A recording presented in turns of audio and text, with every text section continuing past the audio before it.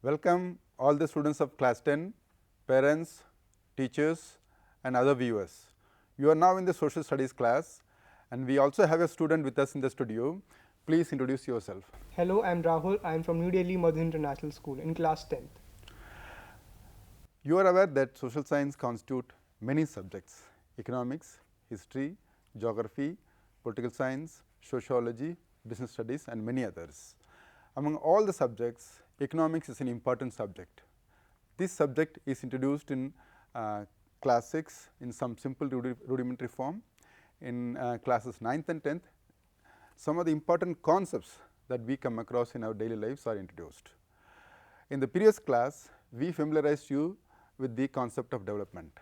Some important points that emerge from the previous session are that every person, village, a country has some developmental goals.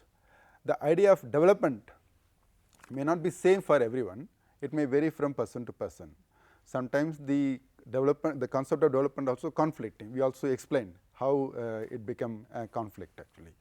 Thirdly, people earn some incomes. So, the income earned by people, if you all pool together in a particular locality or a country, that constitute income of the whole country. We also talked about this total income of the country can be considered as one of the indicators of development.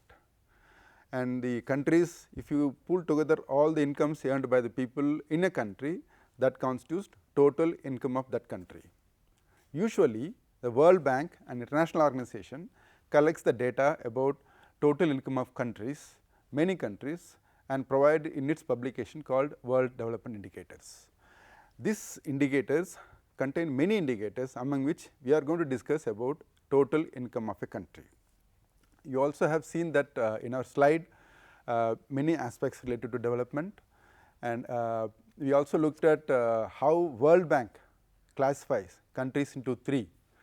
All those countries whose per capita income crosses above $12,056, they are considered as developed countries, and those who are between $12,056 and $955, they are considered as middle income countries, and those countries which are earning income below $955, they are considered as low income countries. We also know that India belongs to which category? Middle income. Middle income, very good. So, these are some of the issues. We also looked at the world map, how the world map you also draw.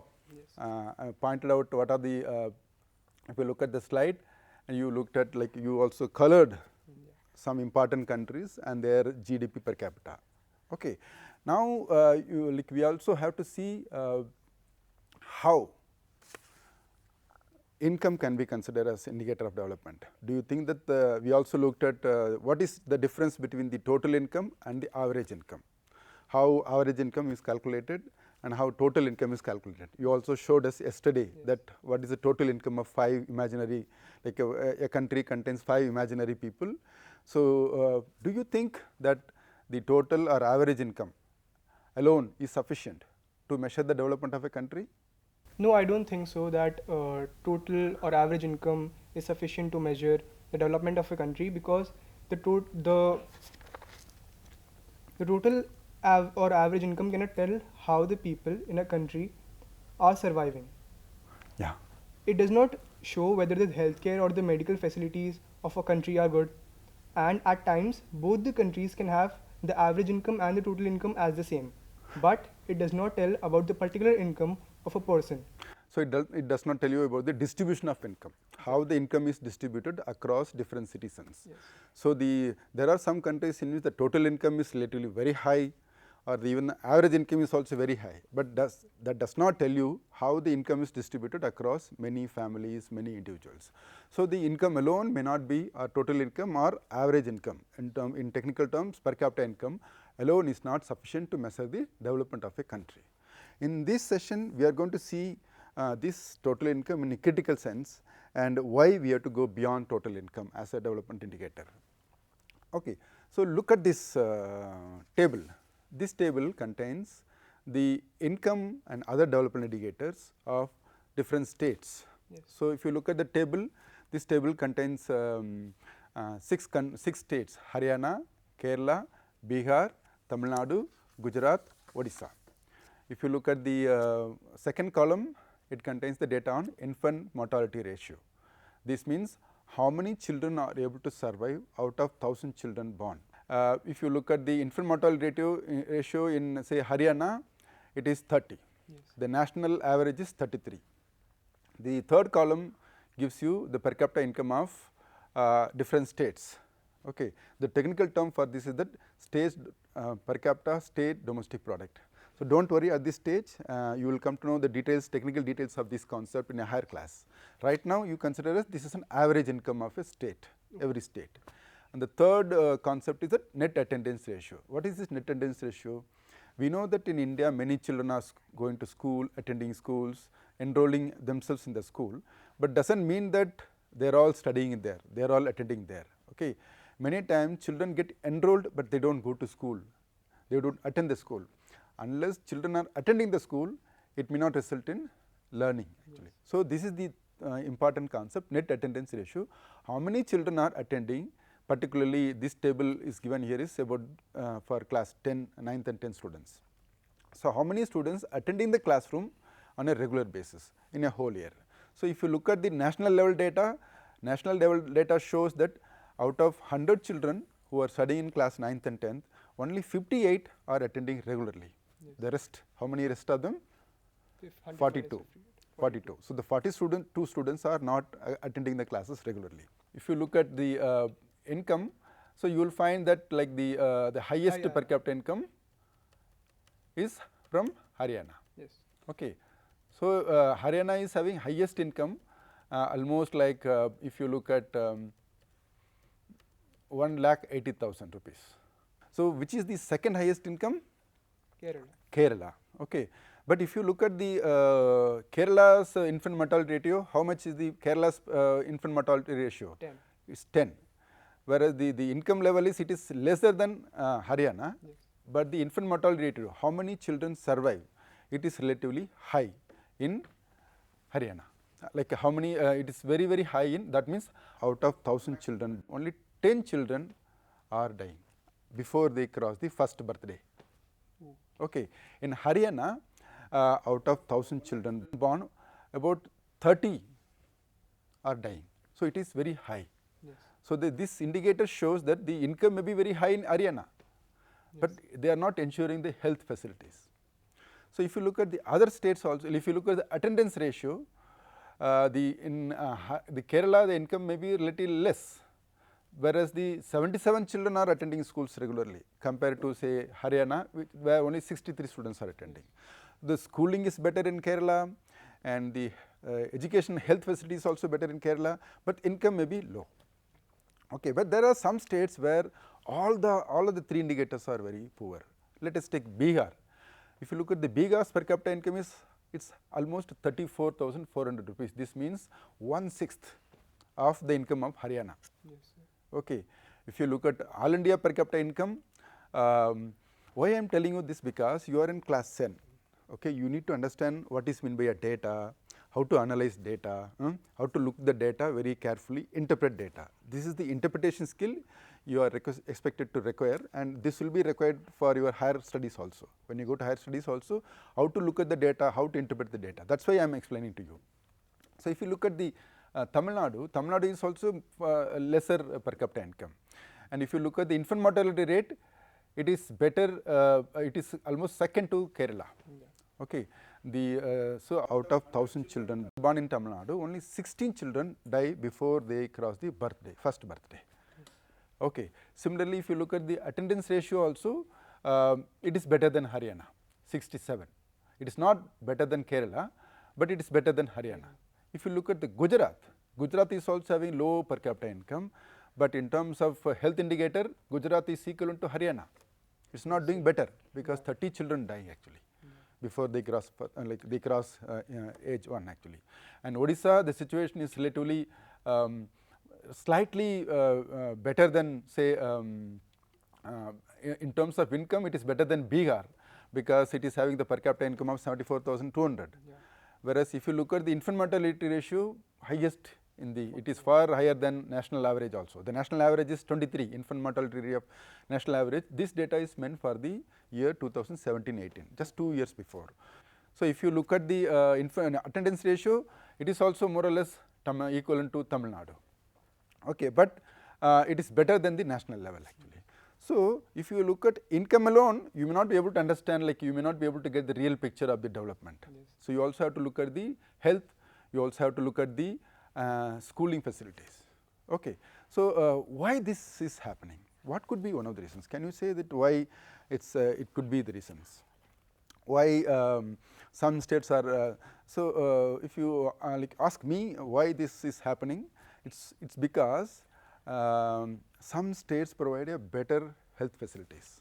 In Kerala also, during the corona period in the last 3-4 months, you found that the Kerala is one of the states where the number of deaths, number of people affected is relatively far below than many other states. Okay, Kerala is also performing much better than other states in terms of health and education facilities. There is a universal literacy level in Kerala. That is one of the reasons why the development indicators are showing better in Kerala. Yeah. And if you look at the public distribution system, in many states the public distribution system does not work well actually, where the public distribution system is like is ensuring food security for the people of India. Yes. Okay, so wherever the public distribution functions well, you find the level of malnutrition is relatively less. Okay, so it is important that the schools are functioning in the state. It is important that the health facilities are available in the state. If they are available, the development indicators also will be better in those states. So if you look at the development, if you look at the indicators of development, income alone is not sufficient. You also require other facilities. You also require a better public distribution system. You also require other infrastructure facilities also. Okay, let me move on to the other issues actually. If you look at the, this is the development indicator for the state level. You may be interested in how at the national level or international level, how countries are compared. Is it possible? We have already seen the per capita income of the countries, major countries. Okay, and countries also be like requiring other development indicators. So the one major source for that comparing countries in terms of other development indicators other than income is that Human Development Report. This Human Development Report is published by the United Nations Development Program, which is a wing of the United Nations. They come out with the report every year measuring variety of development indicators, okay, ranging from income, health, education, democracy, participation of people in various economic activities and so on. They come out with the report, and what I give you is it's a table and the data for the Asian states. Okay, so can you show me what are the countries you have drawn a map? You have must have, yeah, it's here. So these are the Asian countries. Now you have colored this map. Yes. Okay, so you can see these Asian countries and the data. If you look at the data in the slide, you can see the comparison of how many countries? 6 countries. Okay, in 6 countries we are comparing the indicators of development. 3 indicators we are comparing. Yes. What is the first indicator? First indicator is per capita income. Very good. The second indicator? Life expectancy. Life expectancy. Life expectancy means how many years people are able to live. Okay, that means if there is a data on like Sri Lanka. In Sri Lanka, on an average, people are living for 76 years, 75.5 years. Whereas in India, people are able to live for 68.8 years. Okay, it is lower than Sri Lanka. If you look at Nepal, 70.6 years. So almost 71 years people are able to live longer actually. So people are living longer in many countries. And if you look at the per capita income here, look at the per capita income of India. India is 6,353. Okay, and if you look at the Myanmar, it is 567. If you look at Nepal, see, look at the Nepal figures. The Nepal figure is that per capita income is very low, 2,471 per PPP dollars. Okay, don't worry about this PPP dollars. It's basically you take it as a per capita income of the state or the country actually. So it is having the lowest per capita income. But if you look at the life expectancy, what is the life expectancy? Almost 71. It is higher than say India. it is higher than, say, it is Pakistan, it is higher than the Myanmar actually. If you look at another country in South Asia, the Bangladesh. Bangladesh is having a per capita income only $3,677, whereas Bangladesh people are living for 73 years, much more than 5 years, almost five years more than India's figures actually. Okay. So, the India may be having higher income than Nepal, Bangladesh, but it is not able to ensure the people's life. People are not able to live longer compared to those countries actually. If you look at the mean years of schooling means how many years people have gone to school, particularly the adults, those who are aged 25 and above. Okay. So, this is a estimate, these are all estimated by the United Nations Development Program by using many mathematical calculations. So, if you look at the mean years of schooling, you will find the highest mean years of schooling is in Sri Lanka. In Sri Lanka, almost 11 years average, that means every adult has studied up to 11 years. Okay. Whereas the lowest figure you get it where? In Nepal. In Nepal only it is 4.9 years, 5 years only. That means the literacy level is very low in Nepal. Okay. It is relatively high in Sri Lanka and it is slightly better in India. Okay.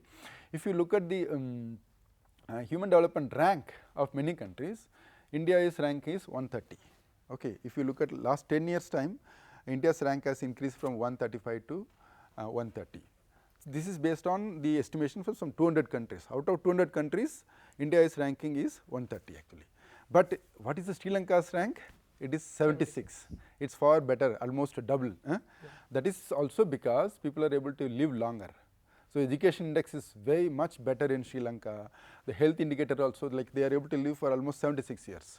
The country is giving health and education infrastructure much better than other South Asian like countries actually. Okay. So, if you want to see the comparison of countries also, like you can look at the Human Development Report. Then this you have already done that coloring activity, and as a student you can also do a coloring activity. Why this activity that we are suggesting you, that whenever you sit in the class, you discuss with your parents and just collect the or buy some maps of Asia map and do this coloring. If you look at in the slide, you can see the Asia outline map. So, take at the Asia political outline map and then you color these nations actually. So, if you do color the nations, and you will be observing many countries, okay, then you can locate those countries. So, you will also develop the knowledge of countries location if you are doing this coloring activity. That is the, you also have realized by coloring this world map and Asia map? Yes, sir. Okay. Now, you tell me, like do you have any doubts in this session or in the previous session? Yes, sir. I have a doubt. Yesterday you mentioned about one term, gross domestic product. What does that mean? See, the gross domestic product, which we are going to study in the next chapter, it is basically the total value of goods and services produced in a country by its citizens, okay, or any other citizens also. But in terms of production, it is the goods and services produced in a country by during the particular year, say generally if you look at the financial year is calculated from April to March. Okay. So, the GDP is also shown as the income of a country. Okay. So, next, any other question you have? One more doubt. You mentioned that we should be careful while making a judgment on total income or average income. Why so? See, you have already seen that if you look at the example of the chart that we have seen, you have calculated the total income. You see, you have calculated the total income of the country, imaginary country A. So, you also calculated total income as 50,000. Okay. If you look at the country B, you also calculated the total income. This is also 50,000. This country's total income is also 50,000. This country's income is also 50,000. But if you look at the, so both are same by if you look at casually. Okay. Yeah. But if you look at the average also, see the average also, how much was the average? 10,000 rupees. So, both the countries are having average of 10,000 also. But if you look at the income of individual people, for example, here all the 5 citizens are earning around 9,000 to 10,000 rupees. Yes. Whereas here 4 people are earning 500 rupees only, but only one person is having 48,000 rupees. Okay. See, this 48,000, the person who is earning 48,000 can have better facilities, all the like infrastructure. Okay. But the person who is earning 500 rupees, how he will survive actually? Yes. So the total income and the average income, they are showing same in both the countries. But who will be better? People living in country A or country B? Country A. Country A. Why? Why? Because all the people are earning relatively similar amount of average income, Yes. higher average income. But here, one person is earning highest income, the rest of the citizens are earning very lowest income actually. That is why the total averages do not tell you the real picture actually. Okay. Now we are coming to the end of this session. We will look at one calculation of body mass index. Okay. So the body mass index is as a health indicator. If you calculate the indicator, like if you look at the people's level of nutrition, Yes. it's you can come to know how the health situation is performing in a country. For example, body mass index is used as an important health indicator. How it is calculated? Weight in kilograms divided by height in terms of meters. Okay. We will learn more about in the next session also, but I will tell you briefly that when you get time, please calculate the body mass index of your family members. Okay. In the next session, briefly we will talk about it actually. Okay. So today we looked at in this session why income alone is not sufficient. We also looked at some of the indicators of development in terms of education, health of many states, and also we looked at some of the important countries in South Asia, and we come to know that income indicator alone is not showing the real development. There are some states or some countries which are having better life expectancy, better health indicator, but they may not be having higher income actually. And there are some countries, some states where the literacy level or children attending schools are better, but they may not be having a higher income. Okay, they may be having a low income. So in order to understand development, we apart from income, you also have to look at health, education, other infrastructure. Okay. We also looked at the body mass index. We asked the Rahul to calculate the body mass index of his family, and maybe he will bring the results next session. And we will discuss about the body mass index, but we also have to ask this question that is the development path that we are taking up, is it sustainable? So the question of sustainable development also is becoming a very important issue. So we will discuss about the sustainability of development and the body mass index in the next session. And we thank you, Rahul, for participating in this studio. Welcome, Thank you. sir. Thank you.